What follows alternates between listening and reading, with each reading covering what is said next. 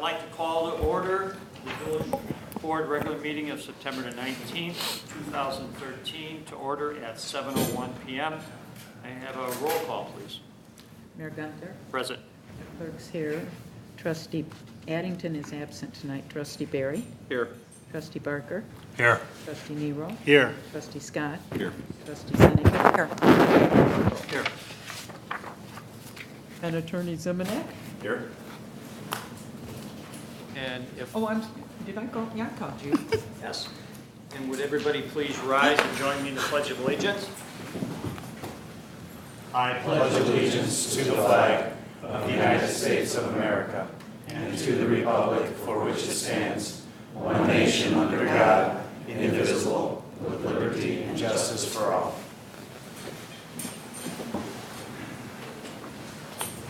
At this time, we'd like to go into open forum.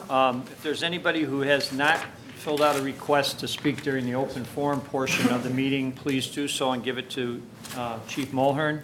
If not, I'm going to ask Clerk Simsky to call them up to the podium, the ones that we have. We'll have Jan from Burridge Lighting come up, please.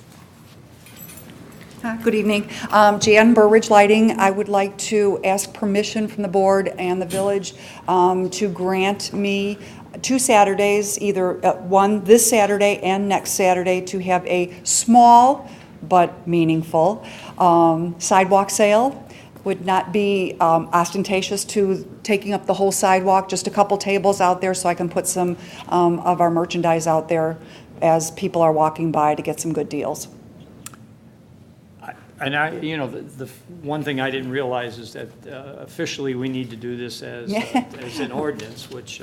Yeah, this came up today, and because of the way our meetings are structured now, we thought, at least bring it to your attention. I don't know, we've done some things in the past where if you're comfortable with them, you can go back and retroactively address them, but we didn't know about this until today.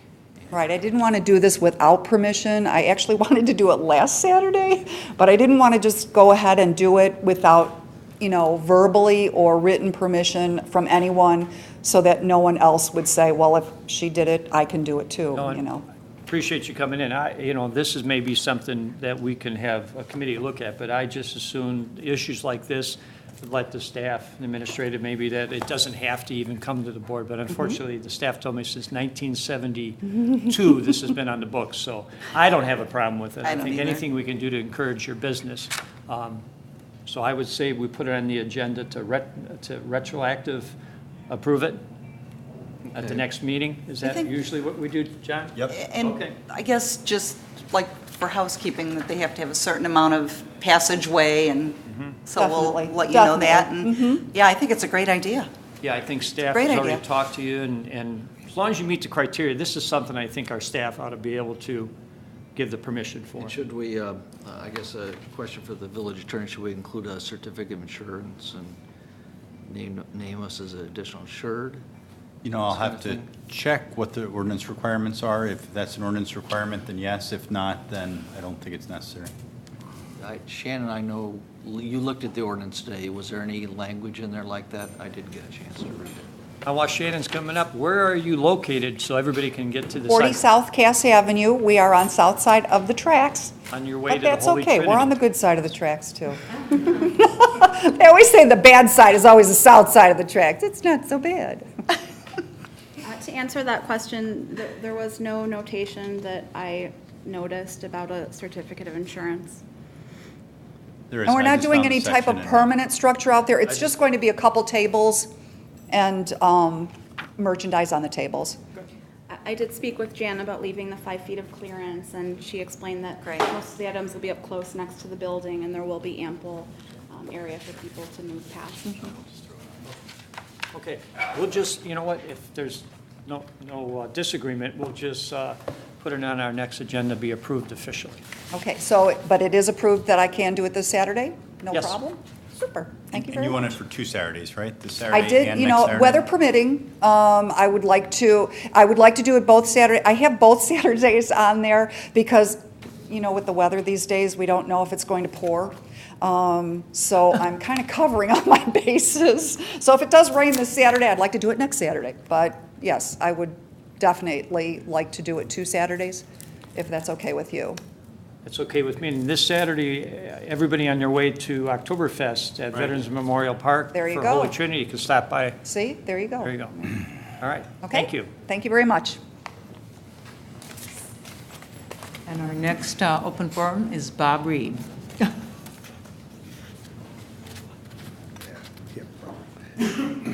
My name's Bob Reed. I just wanted to take time out in my time to thank the board for all the support for cruise night that we've had and made it very successful. Also the village for putting out the signs for road closures and everything. And I'd also like to thank the board again for the signage on Trowbridge when we changed the times on Trowbridge for, make it to 3 o'clock, and Tom, and the police department on both of them, by the way. And putting the sign out that they manually carry out there. I believe it's been working very well. And I just wanted to thank everybody for that. So, thank And you. again, thank you for all the work. We had a great It's been perfect. Thursday night's been perfect, so. And And it's thank gonna you. get better. All right, thank you. Thank you. Thanks, Bob, you had a second one. Did you want to speak on that? That was for the signage on Trowbridge. I just put them both together. Oh, Changing okay. the time on the street. Thanks. Great, thank you. Do we have any? That's it? That's it. That's all for open forum. Then we'll move on to reports. The mayor's first, and I'd like to call Fire Chief Weiss. Please come up and tell us a little bit about the 90th celebration for our fire department. Thanks, Mayor and Board. Yeah, we have the committee formed. We have community members, business members that are on our committee, and we're ramping forward with this. It's less than a month away, and we got a lot of exciting things that are happening. It's Sunday, October 13th from 1 to 4 at Headquarters Station. We have our normal open house that we normally have on Tuesday during the week of Fire Prevention Week is going to be on Sunday from 1 to 3. So we will not have an open house on Tuesday night like we normally do. And then our 90th celebration will be from 3 to 4. And we've extended an invitation to our retired members, our older members, and ex-employees. And we have several of the past chiefs and assistant chiefs coming back, and it's going to be fun. We've got a lot of exciting things. We got Lifestar Landing. It's going to be there for a couple hours, and we're going to have a burn cell and a lot of things for the kids and cake and coffee. So bring your families and the kids and come on down. So we're looking forward to a great celebration, our 90 years. 90 you. years of a volunteer fire department, so Yes. thank you. That's all I have, Clerk Simsky. I just want to make an announcement that the Police Academy will start October 2nd. I can't even talk. The Police Academy will start October 2nd, and the Police Department are accepting applications now. And then I just wanted to congratulate the Chamber last night on their nice open house, their tailgating party. It was a good time. So that's all I have. Thank you. Attorney Zimonak. Nothing to report tonight, thanks. Manager Searle. Thank you. I just wanted to address that on the agenda, we've added a new item that the board had approved. It's committee reports. The mayor, his original thought on this, that these committee reports would be provided the first meeting of the month. So for informational purposes, it's on the agenda this evening, so we won't start that this evening. But we'll start that, and it'll just be on the agenda for the first agenda of the month. First meeting of the month, I should say. And as you will see later in the packet, there's a committee meeting schedule that is approved as well, so that's just for information. And that's all I have. Thank you. Trustee Barry. I have nothing this evening. Thank you. Trustee Scott. Just to announce that there's going to be an electronics recycling this Saturday, 21st, at Ty Warner Park. It's a collaboration between the Park District and Boy Scout Troop 6. We have an Eagle Scout project. So, and that would be from, I think, 8 to 3, I believe so. and that'll be it. Thank you. The Ty Warner South parking lot. Trustee Nurl. I have nothing tonight, thank you. Trustee Barker. Two things. First of all, I'd like to invite everybody to attend the Oktoberfest at Veterans Park this Saturday, benefiting the kids at Holy Trinity School. We have good weather this year, and we're looking forward to that. Also, in October 9th at 1 Westmont Center at 7 p.m. will be the second meeting of the Westmont First organization. And I'm still encouraging everybody to sign up for that, but also attend that meeting, 1 Westmont Center, 7 p.m. on October 9th. That's a Wednesday night. Thank you. Thank you. Trustee Seneca. Thank you. Just very much looking forward to Oktoberfest, and as you know, Mayor Gunter will probably be there in Lederhosen, I would think. Yeah. Anyway, so everybody come out to the Oktoberfest and see our German mayor at the Oktoberfest. And then I'd like to call to the podium, if I may, Bob Plowman and Karen Mackert from the Progressive Village Performance Network. We have a wonderful, wonderful production coming up, and they have partnered with the Park District. So hopefully tonight we can hear a little bit about that. Thank you. Good evening. It's that time again. We have a show coming up. It's a great, heartwarming comedy called On Golden Pond. You probably remember the movie from the 80s. I've directed quite a few productions now, and I can tell you it just keeps getting better. These folks are fantastic, and you've witnessed a couple of rehearsals too. They're very, very good, and it almost makes me look like a genius, like I had something to do with it. But I just came to announce that this next weekend, starting then on Friday, the 27th through the 29th, and October 4th through October 6th is the show. It'll be at Westview Hills Middle School. Tickets to get in, it would be $10 and then $7 for seat children and seniors. However, we've kind of posted this already, and then we kind of had the bright idea that since the village has been so good to us and the Westmont First campaign, that we would like to see residents of this village shop Westmont First. So in doing so, being a community theater group, we decided actually if people are going to spend $10 or more to bring in their receipt, they get in for half price. So they'll get in for $5. That's anything. That's from a restaurant or from the hardware store. Car. Yeah, car. That's a lot of tickets. Yeah, so we're just putting ourselves out there. We want to fill our seats, and we want to see the community behind us and the businesses downtown. So that's other than that, just to give you a small report, the group is just growing. It's snowballing. We get more volunteers every day. The last great show that we had was Annie, where we had over 100, a cast and crew of over 85 to 90 people, I believe. So we're doing great, and we are also actually looking still for more volunteers. So if you, I believe we're looking for some folks to help. Refreshments and refreshments and just the front of the house. So we are about half full, so if there's any residents or board members or anyone that would like to volunteer, just contact us at that email address and we will get you set up. And that's about it. Bob, just to clarify, so if a resident or non-resident makes a purchase in Westmont between now Actually, performance, or is there a time, a window? Beginning on this Monday. Okay, So beginning Monday all the way through October 6th.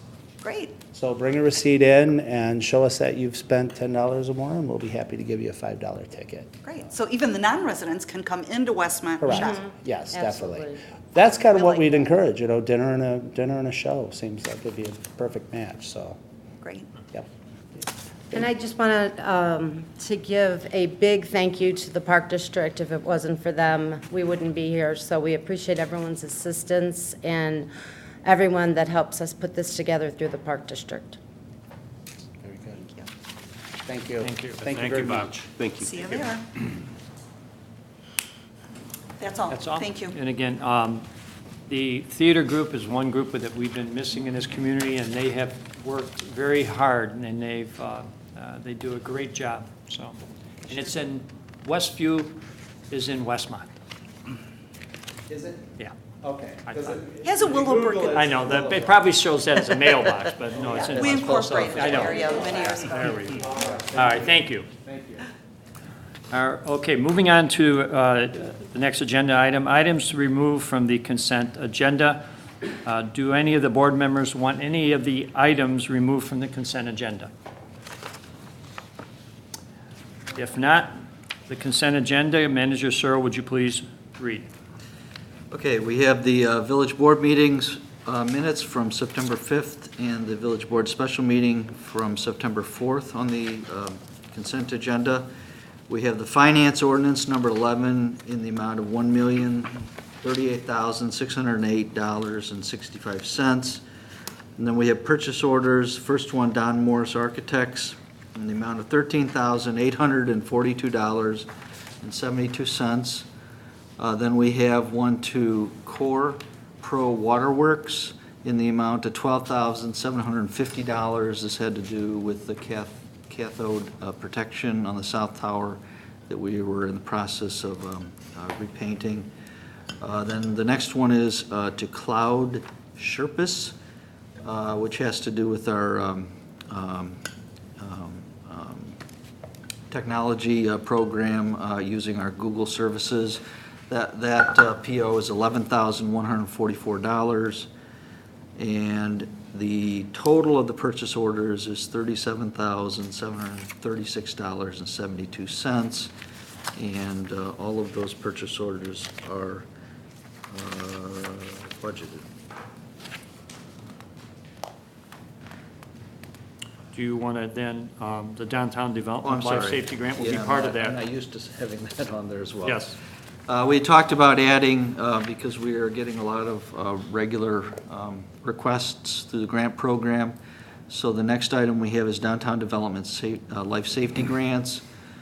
We have the following life safety grants up for consideration: 239 North Cass Avenue for ASO in the amount of $1,490. Then we have one for 18 West Burlington Dentist Office in the amount of $1,883.23. Then we have another one for 16 West Burlington for Garbo Hair for $1,500. And next, for 20 South Cass, a mixed-use building, $1,500. And then we have 132 North Cass, Cuts on Cass, in the amount of $1,500. And then we have 20 West Burlington Barber Shop, for $1,288. And then we have two more. There's 237 North Cass, Oakwood Lighting for $1,1500. And then for 250 North Cass, Bishop's Chili in the amount of $1,500. I would like to mention, because Trustee Addington asked me before he left town about the grant application that we were receiving from Bales Hardware. That is still eligible, and that'll be on the next meeting. There was some additional paperwork that need to be submitted, so that's why that's not on the list here, but it still will be approved at the next, or up for consideration for approval at the next meeting.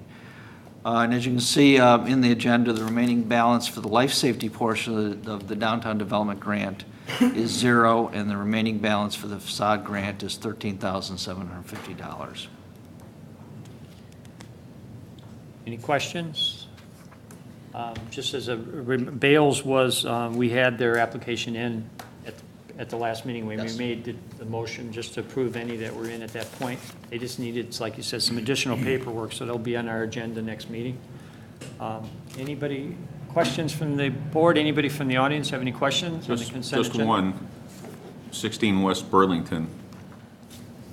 That building did have a for sale sign in it. I'm just not sure if it's still there anymore, and is it Oh. applicable? I think the owner of that building is just somewhat just testing the water, and I don't think he really is interested in selling. Okay. So, But now, 20 West Burlington does have a for rent in front of it now? that accurate? That wouldn't affect the grant anyways? I do not know. I don't know if Shannon knows. Wouldn't affect it anyways, right? No. Whether it's for No, sale, it's for rent? the building that Yeah. we're providing the life safety. Right, right, Yeah, yeah. it's the owner of the building, so. Shannon, It do you have helps- any? Helps the future tenants. It's probably the tenant leasing space for rent, so it would still be an improvement that would be required, so it would not affect their eligibility. Okay, is there a motion to approve the consent agenda as read? So moved, Seneca? Second, Nero. There's been a motion and second on the question. Any additional questions? Anybody from the general public? If not, roll call, please. Trustee Seneca. Yes. Trustee Nero. Yes. Trustee Barker. Yes. Trustee Scott. Yes. Trustee Barry. Yes. Moving on to unfinished business, the Westmont First Committee. Board to consider a motion confirming the mayor's appointments to the Westmont First Committee. Manager Searle? There is a list attached in your packet. I don't know if Trustee Barker wants to read it, but this is to make several appointments to the committee. I believe we still have several openings. And then I wanted to point out, in addition to that, we're adding, with the next item, 2 at-large members. So there's still several more appointments that we want to make, but I think the idea is to go ahead and get the committee started and then make those final appointments. I know the committee's already very active at this point. Did you want to announce the? Yeah, I'd be happy to read these. Al Kohut from LK Media, the Central TIF District. Jim Long, Long Realty, Ogden Avenue. Jim Wright from the Village. Linda Little, Westmont Special Events. Adam Smorkowski from Holy Trinity Church. Gary Armstrong from School District 201. Steve Galambowski from Westmont Park District. Renee Moomey from Westmont Renaissance Alliance. And then I found out last evening that we'll have Lynn Thomas from the Westmont Library. So we're getting there. So I will entertain a motion confirming my appointments to that committee. The appointments that Trustee Barker just read. So move, Scott. Second, Barry. Motion made and second on the question. Anybody from the audience, board? If not, roll call, please. Trustee Scott. Yes. Trustee Barry. Yes. Trustee Seneca. Yes. Trustee Barker. Yes. Trustee Nero. Yes. Unfinished business B, the Westmont First Committee. Board to consider an ordinance to amend the composition of the Westmont First Committee with the addition of 2 at-large members. Manager Searle? The only other comment I would make is, in addition to the addition of 2 at-large members, I think there was some discussion about the committee can make up some bylaws that would probably be written and then brought back to the board. I don't know if it requires board approval, but at least. It's in the ordinance authorizing the committee to develop bylaws Okay. for their governance and operations. Okay. So I entertain a motion to approve the ordinance as presented. Motion approved, Scott. Second, Barry. Motion's been made and second on the question. Anybody in the audience, any trustee? If not, roll call, please. Trustee Barry. Yes. Trustee Scott. Yes. Trustee Barker. Yes. Trustee Nero. Yes. Trustee Seneca. Yes. Unfinished business C, General Obligation Bond Series 2013A, alternate revenue source. The board to consider an ordinance authorizing and providing for the issuance of not to exceed $9,500,000 aggregate principal amount general obligation bonds, in parentheses, all alternate revenue source, Series 2013A of the village, and for the levy of a direct annual tax sufficient to pay the principal of and interest of said bonds. Manager Searle. As it says in the agenda, this first item has to do with the issuance of a $9,500,000 issue. I'm sorry, $8.5 million to allow the banks to purchase these bonds. This is primarily going to be used for road improvements. I wanted to mention that this past Monday, the mayor, myself, finance director Spencer Parker, and several people, we have our consultant here, we were on a conference call With Standards & Poor, as many people know, we have not issued debt instrument in the past, so we don't have any kind of S&P rating. So this was really our first attempt at trying to gain that rating. We felt it was a very good presentation. It was well received by S&P, and we hope that by the end of this month we'll hear some positive news. And at this point, I'll turn it over to Finance Director Parker if he has any comments. Sure. So just wanted to mention, this is, as you know, you've seen several different ordinances, and there's been several different actions the board has taken in preparation for this bond issue. And this is sort of the ultimate one. We're actually authorizing to issue the bonds to go forward with it. So this is sort of the last step in the process to issue the bonds. As Manager Searle mentioned, the actual ordinance here is for up to $9.5 million worth of bonds. However, as was noted in the agenda, the intent is to issue $8.5 million for this section, $1.5 million from the other, because that allows us to issue a total of $10 million. And if we're not issuing more than $10 million, we're able to get bank qualified rates so that banks are able to participate in this, which is able to reduce our interest costs. And so that's the intent. Another item I just wanted to clarify is, as was mentioned on the agenda, part of this includes the levying of a direct annual tax sufficient to pay the principal and interest. However, as the board's aware from previous discussions, the intent of the village is not to actually have this tax beyond the property tax, and so the village has identified 3 different sources of revenue which will be used to actually make these payments. We're going to be using a portion of our utility tax, which is in the capital project fund, which has been previously dedicated for previous debt payment. We're going to be using a portion of our motor fuel tax funds for this specific one, which is why this $8.5 million needs to be used for approved motor fuel tax use road improvements. And we'll be using a portion of the places for reading tax, which the village board adopted. And because of that, then each year as we do our tax levy, we will also, part of that levy will be abating the property tax that would be on there if we did not have these other sources of revenues to meet it. So the imposition of the levy of the tax here is to assure the bond holders that we'll be able to use that if all of the other revenues fail.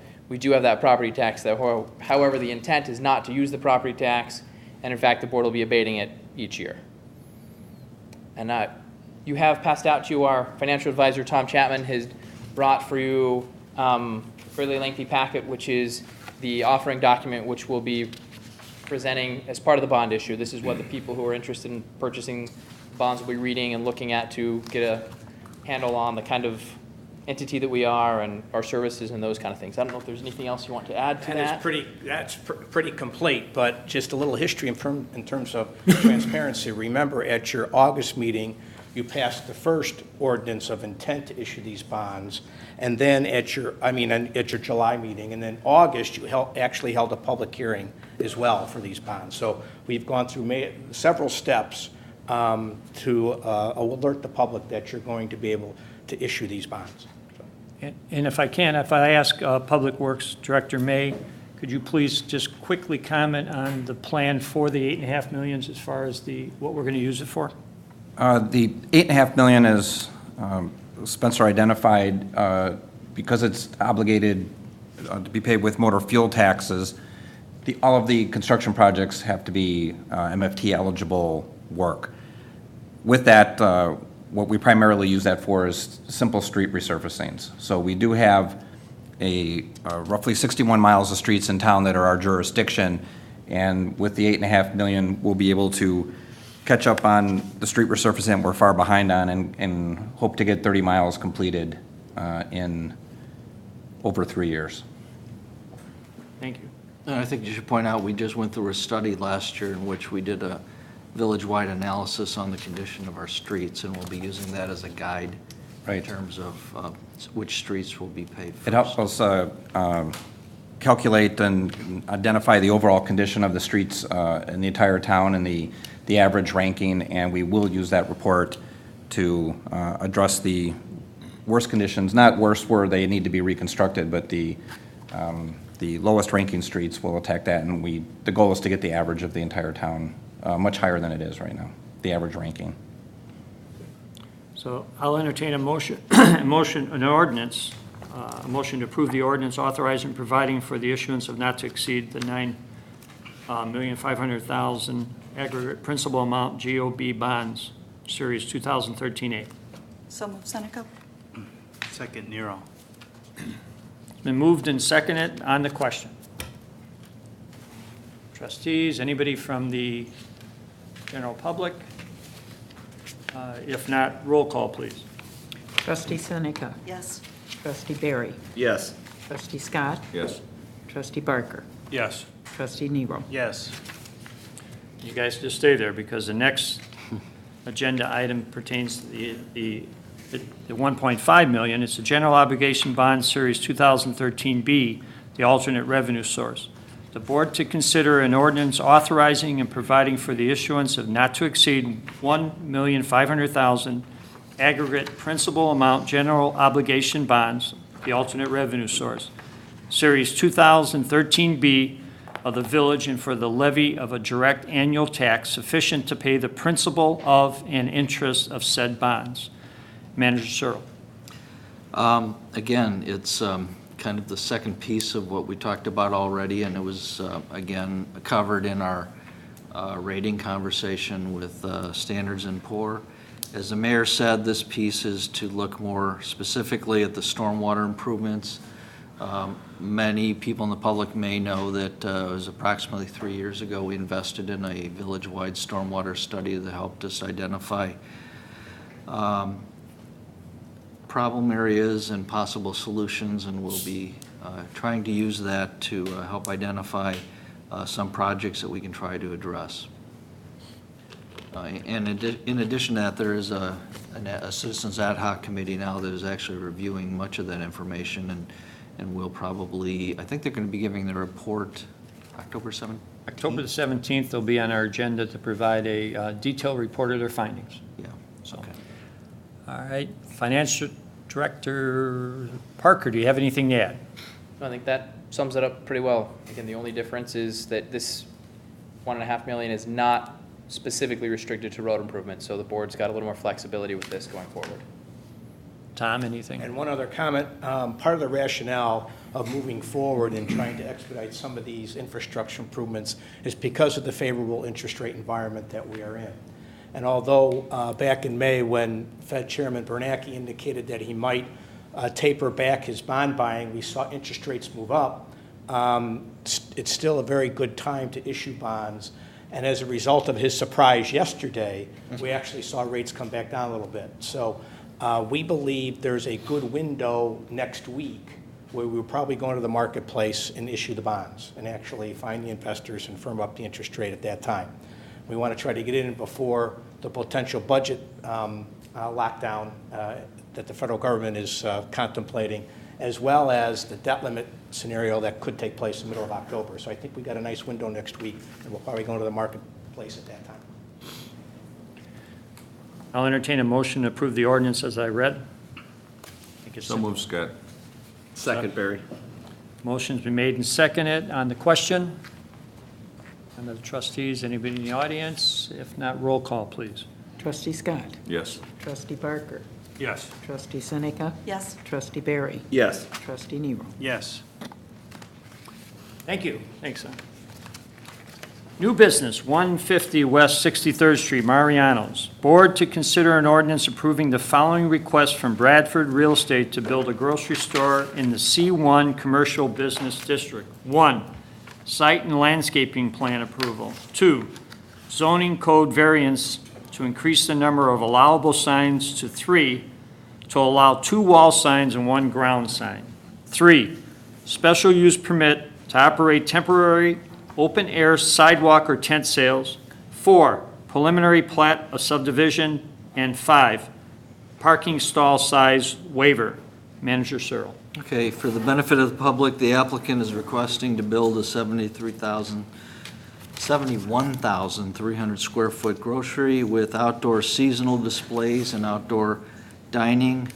Variance is requested for the total signs as mentioned, and a parking stall waiver is requested to provide 9 by 19 rather than 10 by 20 parking stalls. The Planning and Zoning Commission comment on the signs that were proposed, discussed how stormwater detention and snow removal would be handled, and confirmed delivery times, lighting, and discussed traffic improvements and a new signal along 63rd Street. The commission made a unanimous positive recommendation after holding a public hearing to address questions and listening to public input.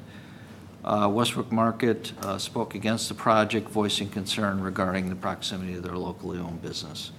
And we have representatives here from the petitioner. Good evening, Mayor, members of the board. I'm Steve Pagnotta from the Bradford Companies. Adjacent to me is Peter Theodore, our architect, and we thought we'd do is open with a brief description of the site and the buildings. Additionally, we have, as part of our team, a representative from Roundsy's here to the extent you have specific questions regarding the store.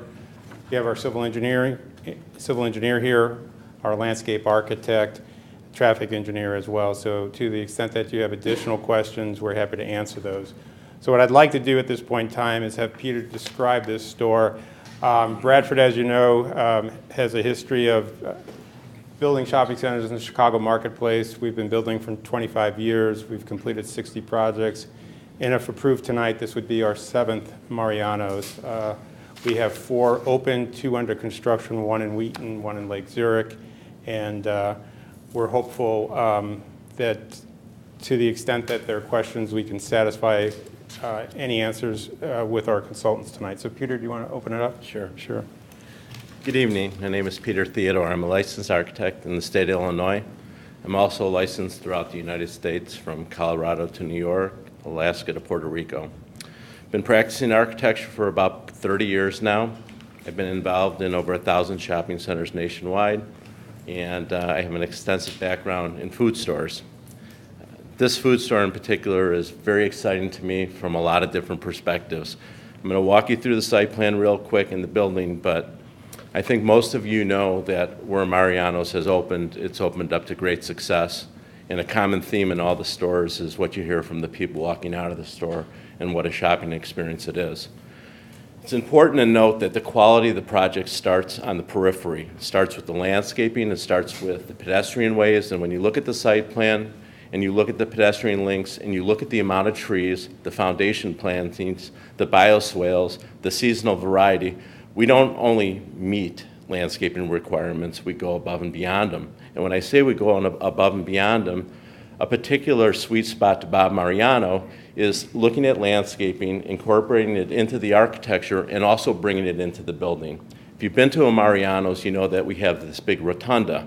The rotunda, which is the circular part of our building, actually brings the landscaping into the building. I'll share a little secret with you about that rotunda. It's not just a little landscaping feature, but it's part of the theater. It's been extensively looked at, and the quality of the plants, how they're integrated into the building, all play into the quality of the architecture. One little secret is this. When we first did our first rotunda, Bob sat in the atrium, and with the expansive amount of glass, he said, you know, this isn't quite feeling right. It's a little cold in here in the winter. What can we do to improve the ambiance? Well, next time you go into a Mariano's, and hopefully it'll be yours, take off your shoes and feel the floor. The floor in the rotunda is heated. And, you know, why is that significant? It's significant because every part of the architecture from the inside to the outside is reflective of the quality of the building. The success of the Mariano's is predicated on quality. On the outside, the building is four-sided architecture. What is that? When we say four-sided architecture, it's quality materials on each side. There's clear articulation of those materials from cut stone, brick, glass, two-story glass in some cases, and an expansive amount of glass. In my last presentation, I spoke about how this retailer uses glass unlike other retailers. And here's the significance. In doing as many projects as I've done across the country, I will tell you that every square foot in a retail box is very costly to give up. So when you consider merchandising, utilizing the box, you really don't want to use glass to the extent that it's an opportunity to put product up against it. Bob said, no, I want this store to really convey a feeling on the inside and the outside. I want the ambient flavor of the activities in the rotunda to spill out onto the pedestrian way, and I want to draw people into the building. In fact, when you walk into the vestibule of the store, when you walk into a typical vestibule, it's a closed-in space. It's serving a utilitarian function. Not in this case. When you walk into the vestibule, the theater begins, the produce department opens up, and all the activity, your neighbors, the shopping experience starts at that point. As you circulate through the store, I mean, you can have focaccia. I married an Italian lady, and I would never say this to my mother-in-law, but the focaccia-style pizza in Mariano's is better than my mother-in-law's, and she's not living in Westmont, so she's not watching this tonight. But the truth of that statement is, he brings in a chef, he trains his people to make this pizza, and that quality permeates throughout all the departments, whether it's the artisan breads, the bakery, or getting your steak prepared while you complete your shopping experience. It is truly amazing that when you go to that store, and I'm sure most of you have heard about Mariano's or your neighbors have talked about it, but when you go into that store and you listen to people coming out of that store, the common theme is, I love this store. And what it has done in the food industry is it's changed shopping patterns. People shop together, they spend more time in the store, and rather than getting people in and out of the store, you're invited to come in and spend time in the store. If you can't tell how passionate I am about this project, I feel sorry for you, but the reality is I truly am immersed into it. I feel blessed to be surrounded by the talent of a developer that understands it, and Bob Mariano, who's dedicated his life to doing quality work. And I think that you're going to be pleasantly surprised when it opens up in your store. I would also say this. I've represented other food stores, I've represented other drug stores, and competition is always an issue. Mariano's doesn't go after the competition, it doesn't bifurcate the market, it doesn't cannibalize people, and it's fair to say that the competition can survive and the neighbors that shop at other stores can do equally well. In fact, what competition has done in the market is it's helped me out as a professional because it steps everybody's game up. It brings quality and choice and selection. We're not all driving yellow cars. And in a way, it helps us all evolve. So while we're sensitive and responsive to competition, I'll tell you another thing. If you're familiar with ABT, and I do work for ABT, when they come to town or they open up a store, others gravitate towards them. So there's a relationship that can coexist with other people where the customers and its shared relationship benefits all. So with that, I'm going to say good night. I appreciate your time. Thank you. Questions from the board? From the audience? Anybody would like to come to the podium, just state your name and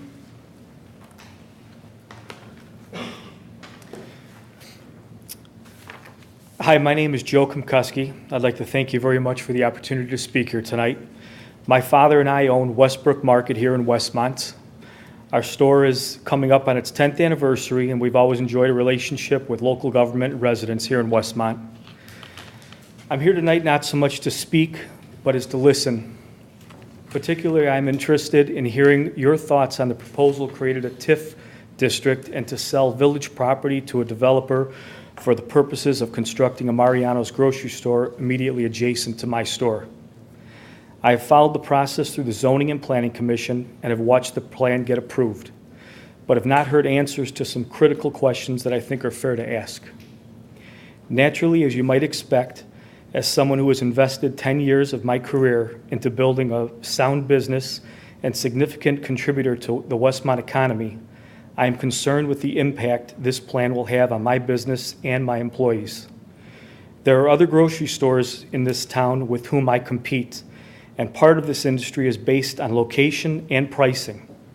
I am not immune to competition, but I am concerned that with this plan, I will not be allowed to compete on an even playing field. Westbrook Market is not a small shop. It's a 63,000 square foot store that carries not only traditional grocery items, but many unique ethnic products that have helped build a following of shoppers, many of whom come from outside of Westmont to shop and spend dollars in our community. I employ approximately 65 employees, most of them full-time.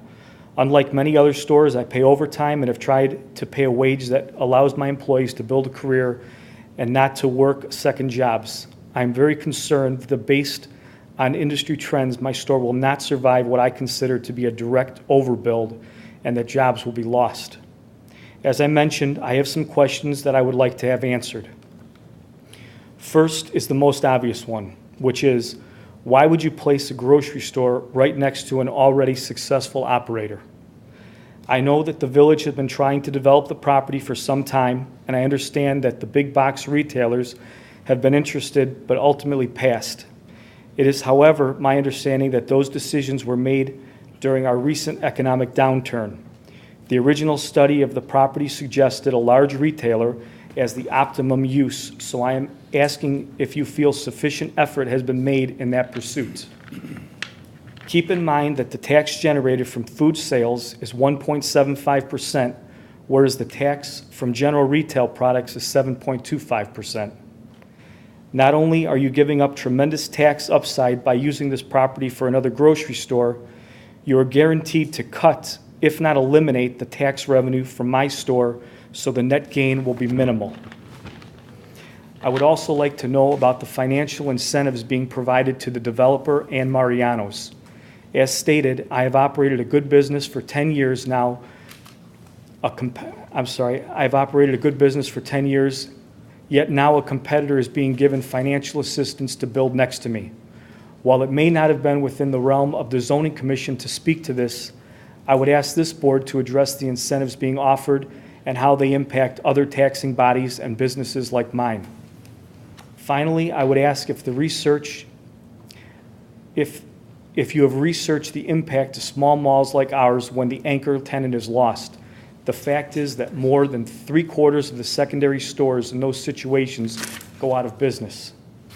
So are you prepared to offer incentives to a new developer to simply move a lack of tax revenue and jobs from one property to another?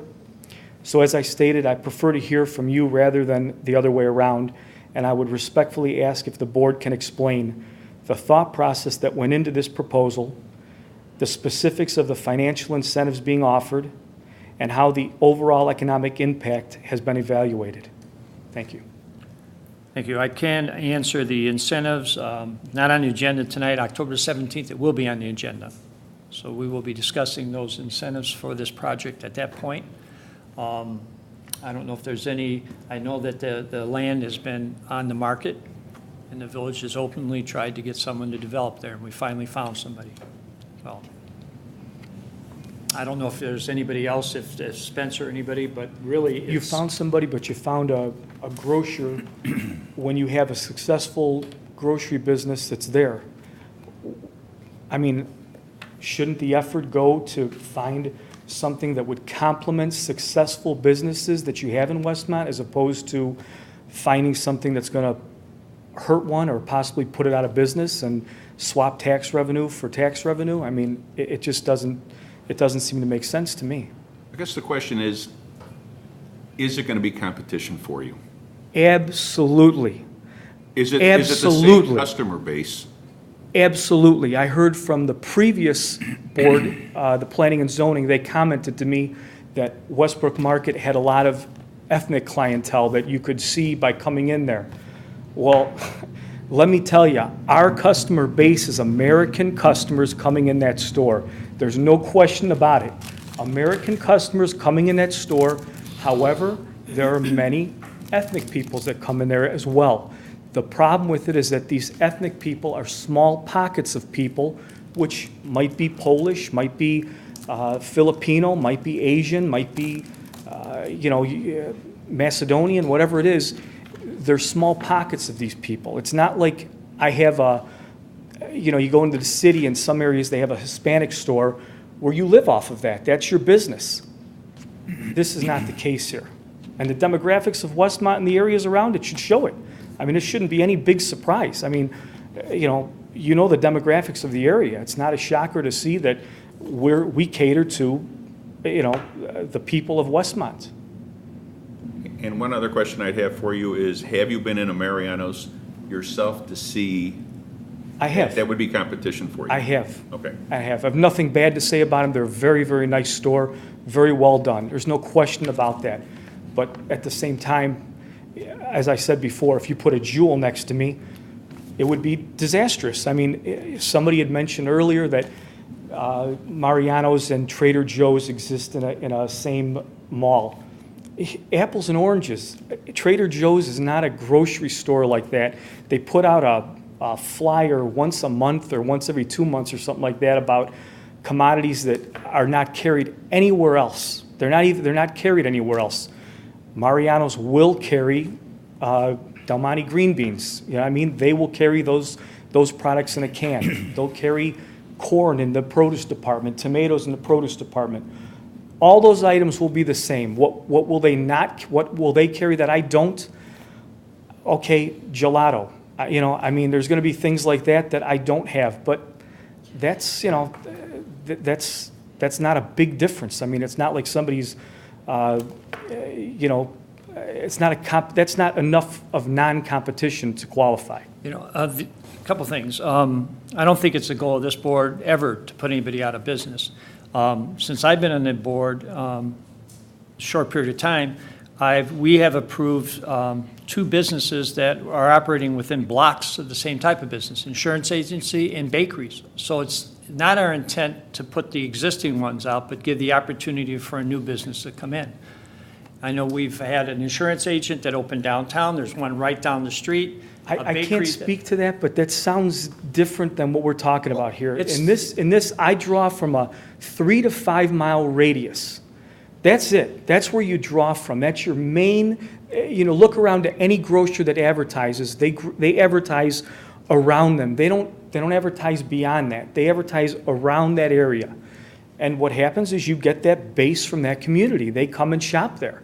So by putting another grocery store next to my grocery store, it's detrimental to my business. There's no question about it.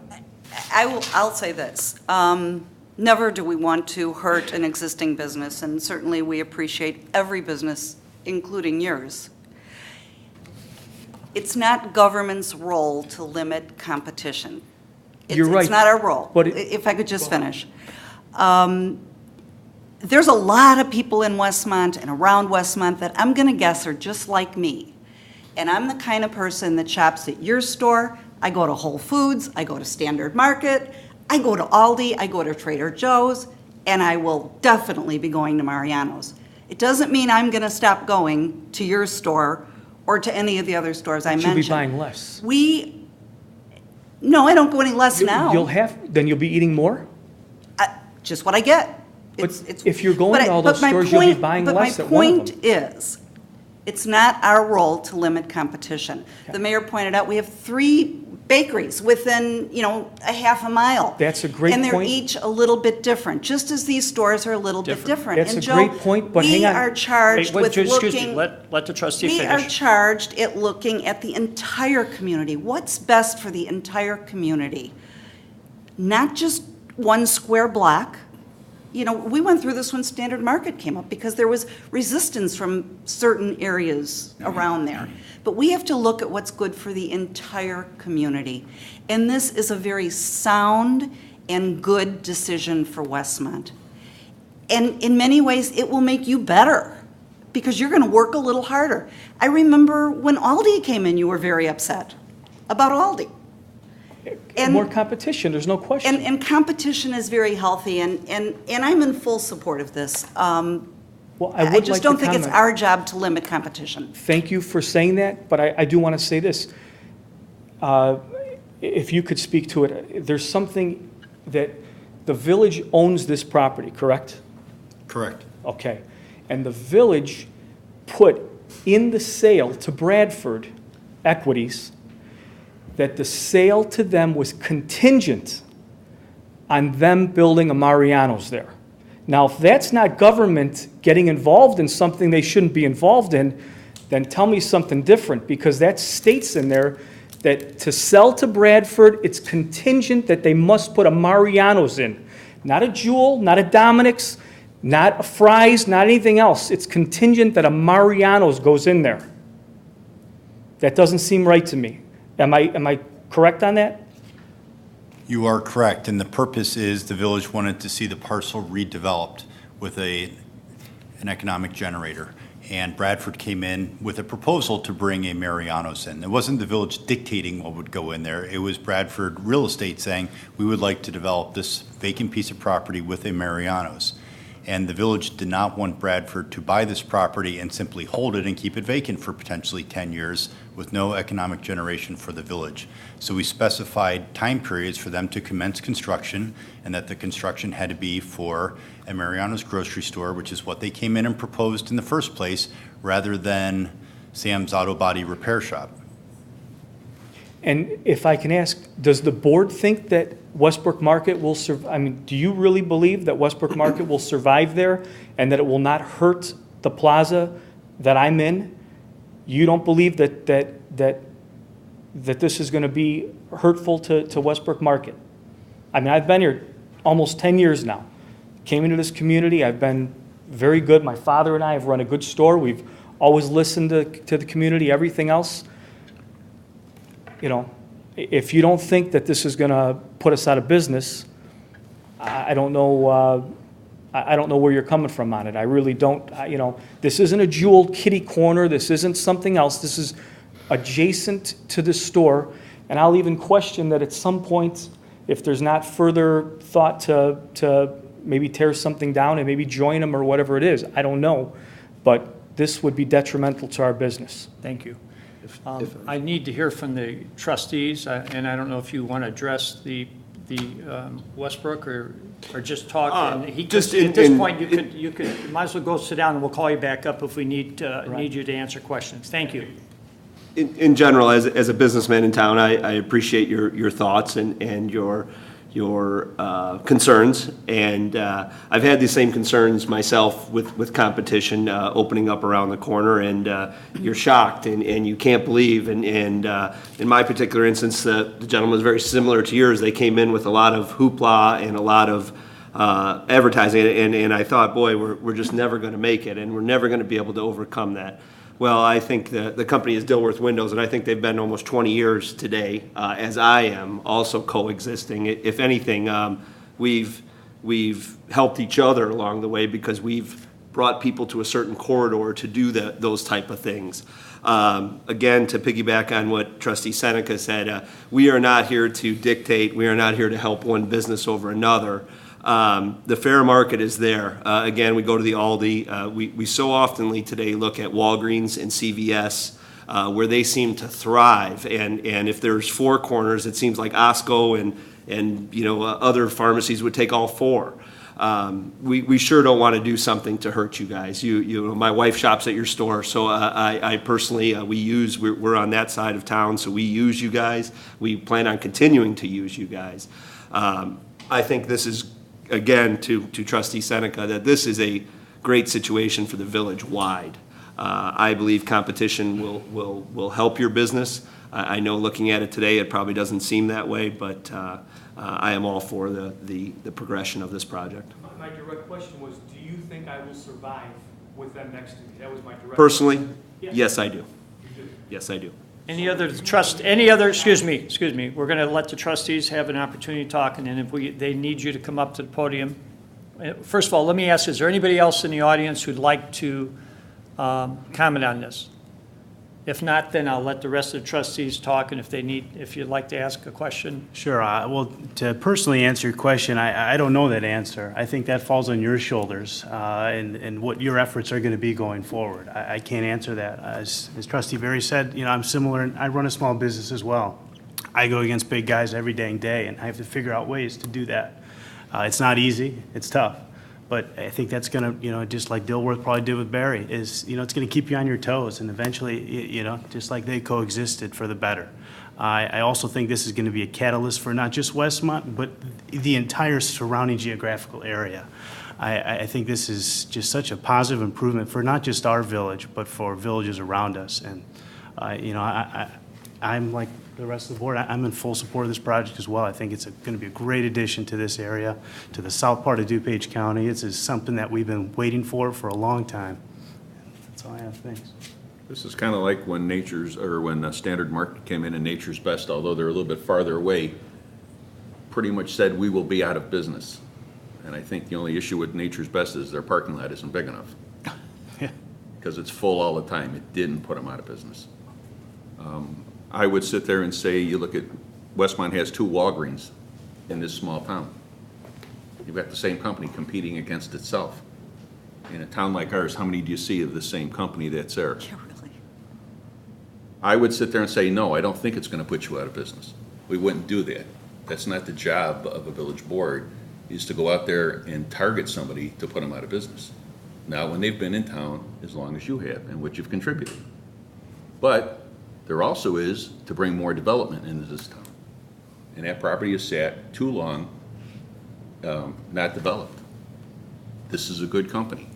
This will draw from a bigger market, I think, in an area than 5 miles. Absolutely. Because I know the people that shop in the other ones in Arlington Heights and the other stores that are out there, and they will go farther than that. So we're going to be bringing more people in from other communities to come help put sales tax dollars in this town. And they may shop by your store too. And again, part of it is that you have to step up your game, if that's what it is. And you may not even have to step up your game. You still have a viable business, a viable customer base. I think we're going to be talking apples and oranges when we're looking at the customer base that is there. And I think we'll be bringing in more customers from Hinsdale. You see what Standard Market does. They come from Chicago. They come from Cook County. They come from Will County. They come from a big geographic, and believe me, they do. This isn't only a 5-mile or a 3-mile area for Standard Market. So I think the competition is good, and I am 100% for this. But I don't think it's going to put you out of business. I would like to just comment to the architect, a beautiful building, and I applaud the level of detail in the project.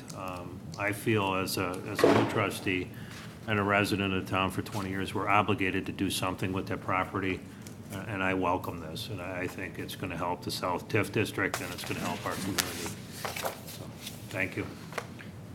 I would just point out that at the Planning and Zoning Commission, there was detailed discussion about stormwater detention, parking, lighting, trucks, how trucks are going to circulate around the property, noise levels, things like that. All was part of your minutes, and/or you've probably had an opportunity to watch it, but it might be worth letting the public know that you're not glossing over those facts, you're aware of them, and they were discussed in detail at the public hearing.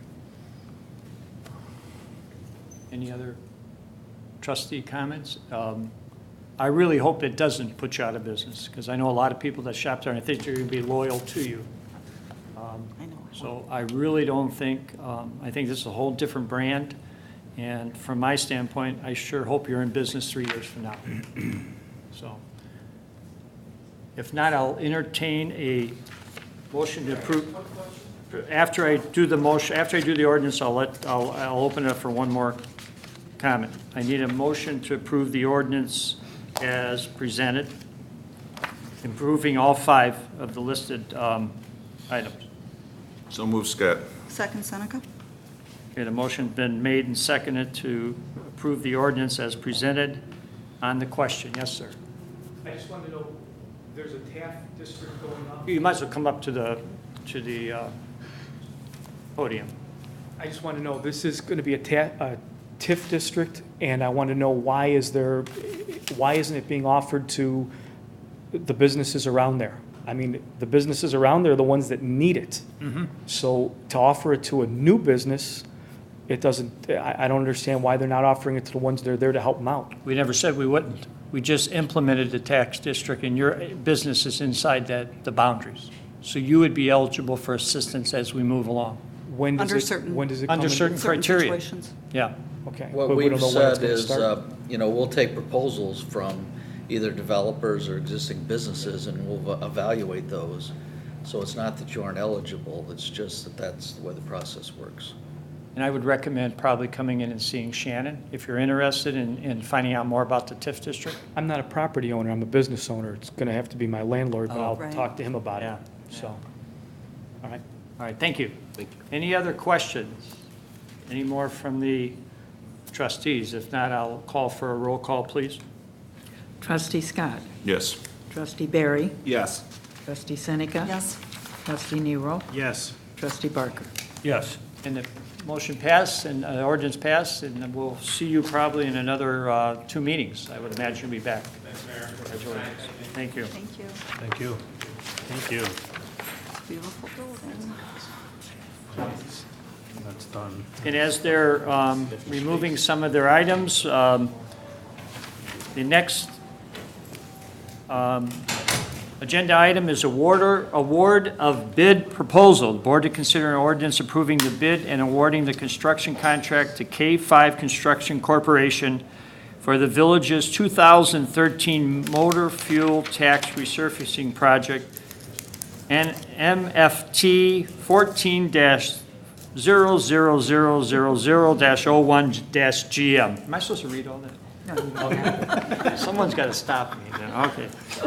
Managers, we lost Manager Searle. Maybe the Public Works Director. Public Works Director May, could you give a little information on this? Sure. This is our street resurfacing project that we're trying to do this fall. It is a little bit in advance of the bond issue that we were talking about. So to clean up after the resurface the streets that were part of last year's water main project, essentially North Grant, North Adam. We went out to bid. We took proposals on September 10th. The village accepted proposals from 5 contractors for the reference project. The low bidder was K5 Construction Corp.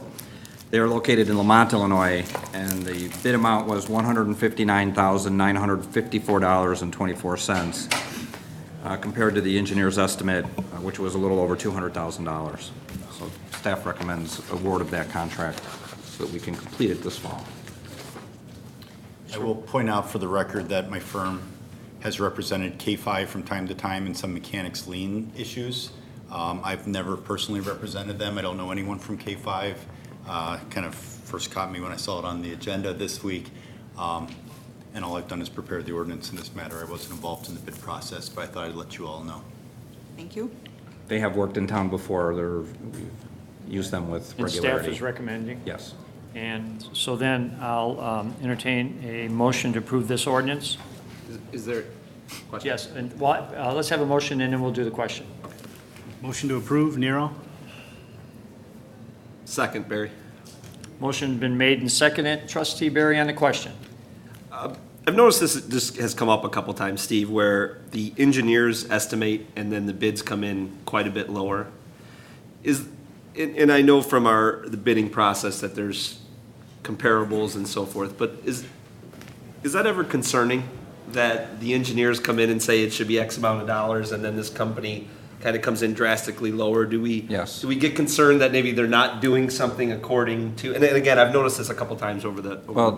It's a very good point. The ideal situation is the engineer's estimate is right in the middle of the bidders. In the past, back when the project was much larger, there were multiple bidders, and there were sometimes where we would have 10 to 12 bidders on a project too, and then that would more regularly occur as far as being somewhere in the middle. You'll notice from the bid tabulation that the estimate is based on, it's called a unit price based contract, and they're bidding on all the individual items. And for quite a few years, as long as fuel prices have been volatile, that directly affects asphalt prices too.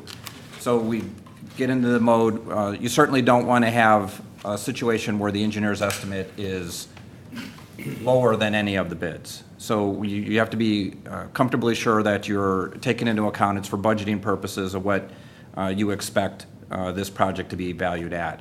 You're glad when it's lower. In this particular case, our previous projects have all been $700,000 or greater, and you know this one's $150,000.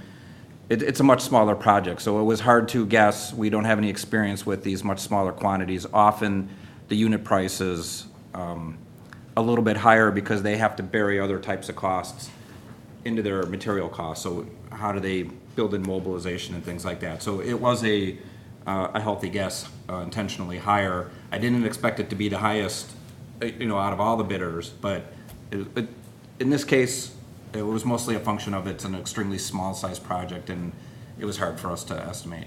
And then the engineering, that number comes from staff engineering service, not outside? In this particular case, the resurfacing projects are administered in-house. There are no construction plans or drafting or design that has to be done. So we put these contracts together. We also are what would be the resident engineer, so we do the inspection. You will see another contract at another meeting that will be for the material testing services, like the laboratory portion of the testing. That has to be done by An outside contract. Okay, thank you. That was just Good question. FYI. I would just. No, it's very good. I mean. Yeah, I would just offer too that you're not the first trustee to ever ask that question in the I'd 30-some rather see years it I've been here. 23% under. Yeah, we're on the right way, at least. Over, yeah. At least We've had projects come in over bid where, we've had to start over. But over the years, historically, our engineering folks have done a good job of estimating. And that very question you've asked, I've heard it asked many times over the years. And I guess that's what you want from competition. You want to see those prices driven down. And I think your concern is, are we getting what we're paying for? Yeah. Yeah. They're not cutting. And to see, just in general, I guess I have noticed it a couple times on some different purchase orders. So. And I guess the comfort level is, we've used this firm before, they're Yes, well-known. I they're think we have a well-known. good track record with them. Is there, I had that same question, but is there a qualification process for the companies that are allowed to bid? I think IDOT actually qualifies the various companies. Yeah, don't this they? is a This is MFT motor funds? fuel tax-based project, and even if it was our own contract, we do require this as well, but the state of Illinois actually, you have to be pre-qualified to even be allowed to purchase the bid packet. So that's taken into account before you ever start. So you don't even accept bids from an unqualified bidder. Okay. Any other questions from the trustees? Anybody in the audience has a question? If not, I'll ask for a roll call, please. Trustee Nero. Yes. Trustee Barker. Yes. Trustee Seneca. Yes. Trustee Barry. Yes. Trustee Scott. Yes. Okay, the motion passed, and we'll move on to the next agenda item is the regular meeting schedule modification. There's a error in the wording. It's the board to consider a motion and not an ordinance to amend the regular meeting schedule to adjust the November 28th, 2013 and the December 26th, 2013 meeting dates. Manager Searle. Now, as it was read by the mayor, there is no recommendation. I can tell you in the past, when we used to do the village calendar, we would oftentimes pick a date and then, bring that to the board's attention and try to address some of the holidays in that way. In this particular case, with November 28th, you have two options, well, three options. We were thinking you could either move the date to Tuesday, the 26th, or Wednesday, the 27th, or could cancel the meeting if you chose to do that. And then in the case of the December date around Christmas, we would suggest that if you want to meet that week, that we probably move it to Monday to keep it a little bit farther away from the holiday, because I know a lot of folks are busy that week. And what you could do is, you could pick a date, by motion assign that, and then as we get close, to the preparation of the agenda, we could always cancel it if it turns out there isn't, enough business to justify the meeting. From the staff standpoint, is there, like with canceling November, would that have an effect on the financial? No, we Spencer? talked about that, and we're fine. He's getting up if you. Unless you want to. I was saving Our him some finance exercise. director. Yeah, that wouldn't be a problem. The result would be that on the next meeting, there would be a greater number than usual of the checks that were issued in between meetings to make sure that we got them by their due date so we don't accrue any interest or any extra charges. So there'd be a higher number on the following meeting of ones that you're approving retroactively, but we're fine to do that. Either way is fine. So the question is, do we want to have a motion to reschedule both of those at this point? And And I agree, the idea of November 26th would have been, which is that Tuesday, and then the Monday of Christmas week, the 23rd, would probably be the 2 days that seem to fit the best. Open for discussion. I like that this way, in case you're going away for Christmas, you're not missing the meeting. Right. You're going to be gone for that week between. Even for Thanksgiving, because if you travel, if it's a Wednesday meeting, and I was looking at travel on Wednesday, so. Yeah, so we meet on Tuesday night. So we, Okay. November 26th. On a Tuesday night, yeah, the Thanksgiving week, at 26, and then December 23rd, the Monday of Christmas week. I think that's good. Yeah. And if it's a light or weak agenda, we may cancel. We can always cancel it. Right, John? That's right. Yeah. I do personally have a conflict on November 26th, and then I have another municipality I represent on those Tuesday nights, but I'll see if I can get around that. Maybe they could change their meeting. How, He can meet on You know, they Thanksgiving. did change their meetings How late? once upon a time They to did the same accommodate. thing. I know, I remember, that's why I said it. Trustee Barker. yeah. How late in the schedule can we cancel that meeting? Within 48 hours. 48 hours, okay. Is there a way to find out if we have a quorum? Oh, sure. Yeah. Yeah, we could call around and find out once we know the agenda. And if the agenda does seem like, you know, there's enough business that needs to be acted on, we can certainly contact folks and find out if we'll have a quorum. Cool. I like the idea, then That works. if it seems like there's consensus, I need a motion to approve the November 28th meeting to be moved to November 26th, and the December 26th meeting to be moved to December 23rd. Motion to be made as amended, Barker? Second, Nero. There's been a motion, seconded, to approve the motion as read. Any other further questions? Roll call, please. Trustee Barker. Yes. Trustee Nero. Yes. Trustee Seneca. Yes. Trustee Barry. Yes. Trustee Scott. Yes. All right, the next agenda item is committee meeting schedule for 2013-2014. Board to approve the following meeting schedules for various committees of the board for the remaining 2013 calendar year and the 2014 calendar year. Manager Cyril. Well, we thought it'd be useful, since we've changed our meeting rotation, to also present a full year calendar, actually a year and a part of a year, for all of our rescheduled committees, and have the board review that, and just by, I guess this would be my motion to approve the calendar schedule. It's presented in your packet for both the remaining dates of this year as well as 2014. And all these meetings will start at 5:30. Yeah, we standardize all the committee meetings now for, You need an ordinance? No, but we do need to get this out to the press, which I assume we Right. do regardless. But isn't there more committees than we'll have board meetings? So how, we'll go bi-monthly on some of those? How is that gonna work? Bi-monthly? these are the ones that are regularly scheduled. If there's a committee that wants to additionally meet, you got to have a 48 hours notice, and we'll try to. They tend to be quarterly, and I'll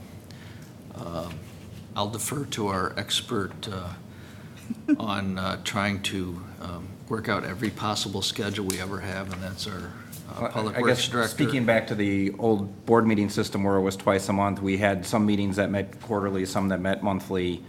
And putting those all together and getting a pattern so that they're all on the same night was, you know, one trick with putting this together. Since we've switched to the every other week meetings schedule, each committee meeting will meet before that Thursday meeting, except for the obvious ones like the Economic Development Committee that meets during the day. So what they'll do is they'll just all be held in order until all the committee meetings go through, and then start that rotation again. So it isn't exactly quarterly, it isn't exactly monthly, it is about every 2 months for each committee. But if there's a need to have a special committee meeting, you can call Certainly. one. Okay. Don't ask him to explain the algorithm he used to figure it out. But it's a passion of his. He loves to take a look at these things every year. So you need a motion to approve as presented? So we need a motion to approve as presented. So move, Scott. Second, Barry. Motion's been made and seconded. Any additional questions? If not, roll call, please. Trustee Scott. Yes. Trustee Barry. Yes. Trustee Seneca. Yes. Trustee Nero. Yes. Trustee Barker. Yes. Next agenda item, hiring freeze. The board to consider a motion to temporarily lift the hiring freeze for the sole purpose of hiring a full-time communications director. This is something we've talked about, and I think finally now Manager Searle, we're at the position where we can actually hire the position. We've got a well-defined job description. The person that will be filling this position is actually doing a lot of the work already. You know, some of the first priorities, Trustee Barker's Westmont First program is off and running, and there's a lot of work being done with that, as well as with the growing importance of electronic media, our website, our social media outlets. We need somebody who can basically will have available at least 40 hours a week to keep all that stuff up to date. And we know that's something that through focus groups and feedback that we've gotten, that we know that we can improve upon, and we think that this will give us an opportunity to do that. And we also feel that we'll benefit from additional public information that we can provide to residents in a quicker manner. And that's really the name of the game these days. If you look around at a lot of our neighboring communities, they have positions similar to this. Communications is critical, particularly as we know in this day and age where it's difficult to get citizenry engaged in what we're doing. So again, I would, you know, if you have any particular questions, be happy to answer them. But I know when we did our surveys and looked around at neighboring communities, this is a very common position to have these days. And I think we've discussed this in committee. And I think in a future meeting, we're going to move ahead with our economic development plan for, put that into motion. So that will be on the 3rd of October that we're going to have that presentation. The next meeting. So October the 3rd, we will be discussing the economic development position. So then I need a motion to temporarily lift that hiring freeze for the sole purpose of hiring a full-time communications director. Motion to approve, Nero. Second, Scott. Motion's been made and seconded. On the question, anybody in the audience? Roll call, please. Trustee Nero. Yes. Trustee Seneca. Yes. Trustee Barry. Yes. Trustee Scott. Yes. Trustee Barker. Yes. Miscellaneous. Can I say something? Yes, sir. I think for all of us that are on the internet, whether it's Facebook or whatever we end up using, I think we're seeing more public involvement in our community right now than we've seen maybe ever.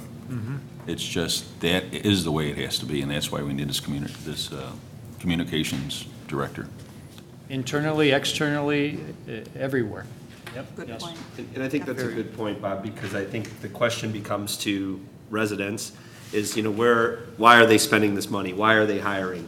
And I think a lot of us, Bruce, I know we've talked about this at Westmont First, that the residents feel there's a lack of communication, a lack of hearing what's going on. They feel uninformed. This is the first step of many to help improve that, and it's going to be a great fit.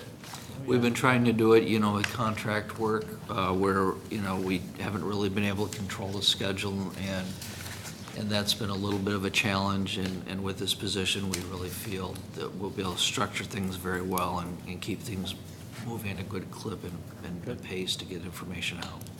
Well, we're not going to get the younger people involved unless we do. Right. Absolutely. Right. Any other business under miscellaneous? If not, then I will entertain a motion to adjourn. So move Seneca. This is a world's record. Second, Scott. Motion's been made and seconded to adjourn. Roll call, please. Trustee Seneca. Yes. Trustee Nero. Yes. Trustee Barker. Yes. Trustee Scott. Yes. Trustee Barry. Yes. Again, thank you, everybody, and the meeting's adjourned. 1 hour and 20.